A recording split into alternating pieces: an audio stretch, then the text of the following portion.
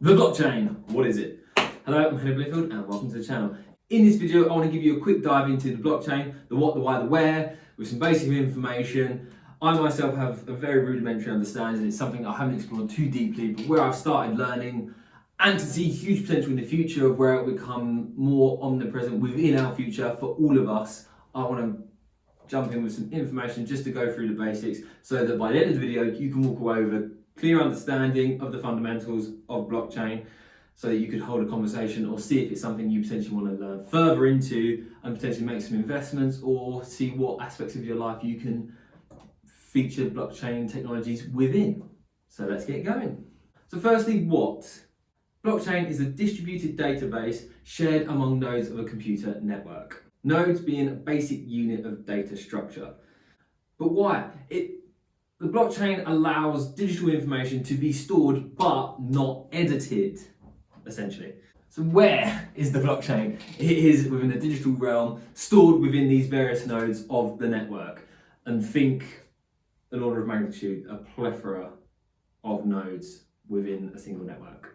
What this means is that you get a secure and decentralized record of the transactions. Decentralized meaning that it is owned or rather controlled by all of those within the network.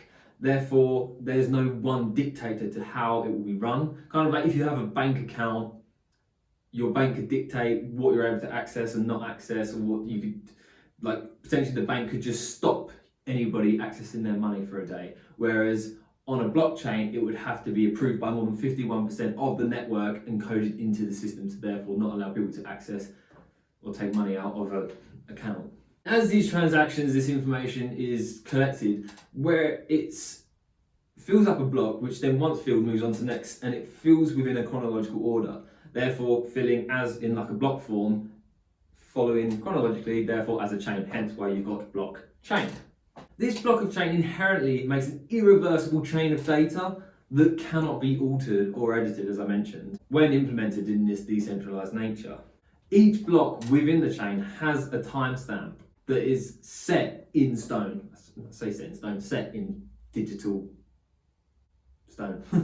All users remain control. As I mentioned, it's not governed and controlled by one entity, it is by all of those within the network. So within this nature, it means that it is quite a transparent chain of network. So therefore, if someone did want to hack into the system and say, like for example, Bitcoin is stored on a blockchain, if someone wanted to hack in and steal with your Bitcoin, well, while they may be able to infiltrate you at the endpoint of within your wallet or such, as soon as that transaction takes place and therefore they move your Bitcoin into their own wallet, that Bitcoin is part of the chain with that data stored, so that if the hacker takes it, steals it, if they were to use it in the future anywhere else, that would flag up. Kind of like if you think of like a banknote, you have a £20 banknote, it has like I think it's like 16-digit code at the bottom, and that is unique to every banknote that is distributed. So if someone just like snuck in your pocket, took out your wallet, and decided they're going to take a few 20s out there, put the wallet back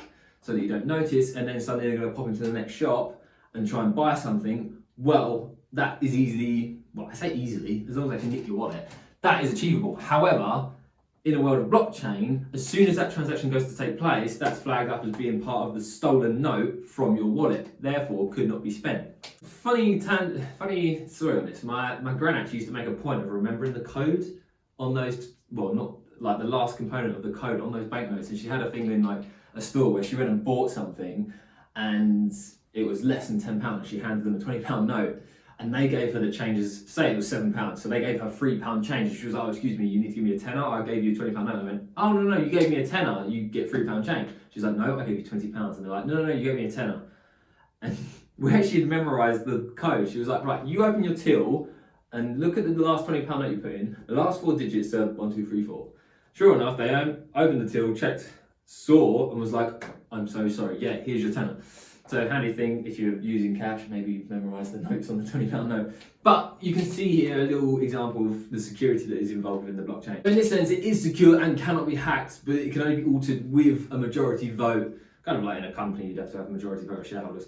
So kind of think of it this way. If you have an account with Bloomfield's bank account, in today's world, the way it works, if somebody wants to come along and take the money out of your bank account, they would need to get your information, your details. So like your sort code, your account number, your PIN, all those sorts of things, or just your card to start tapping.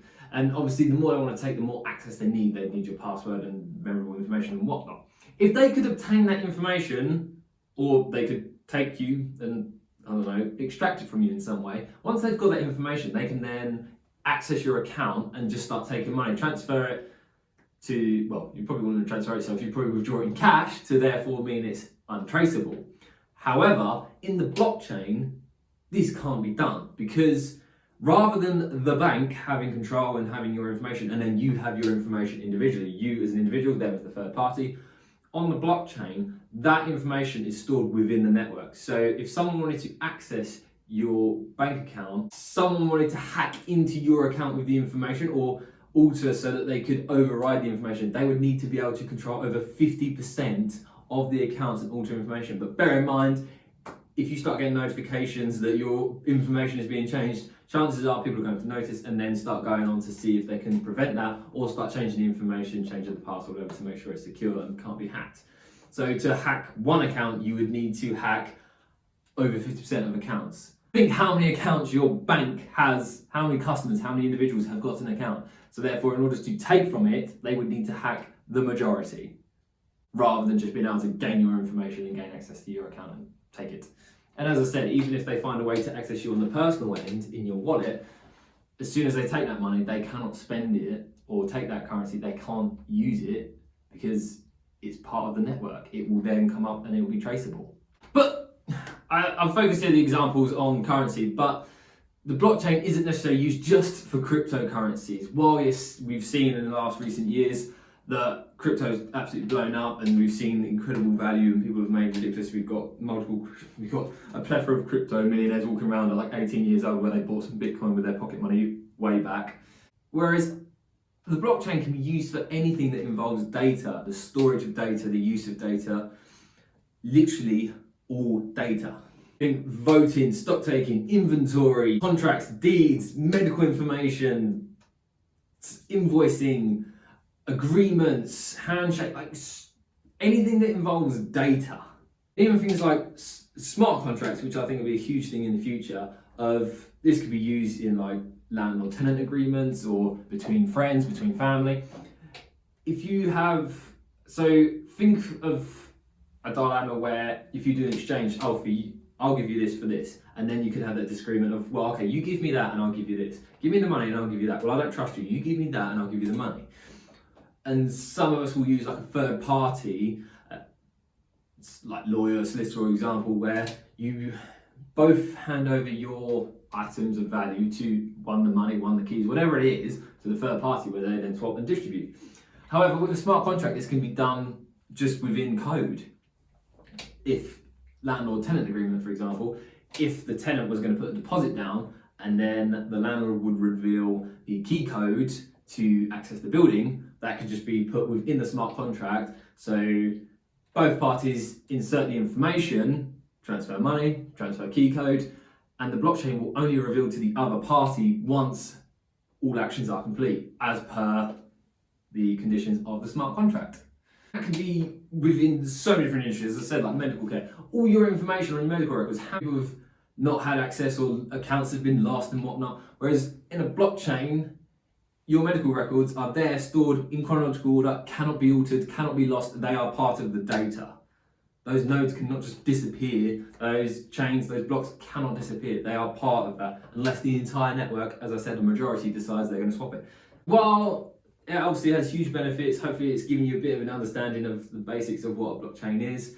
There are obviously downsides with the anonymity that does create issues in a sense. It's been, so for example, blockchain technologies have been used in like illegal transactions or the sale of illegal goods, like in the drug industry and weapons industry, because it is untraceable. These issues have occurred and have been shut down in the past before, but it's something that it's an emerging technology that will have issues, I think. And I always try to be more forgiving of emerging technologies. And another there are multiple, but just the key things I wanted to share with you today was just another one is just the cost and the inefficiency, the amount of energy it takes to produce. So while in simple terms, handing someone some cash or whatever, having an agreement, having a handshake, the energy to use that is quite simple and straightforward. Whereas if you are on the blockchain and collating that data, it is hugely energy consuming and it takes a lot. This is where we've seen different issues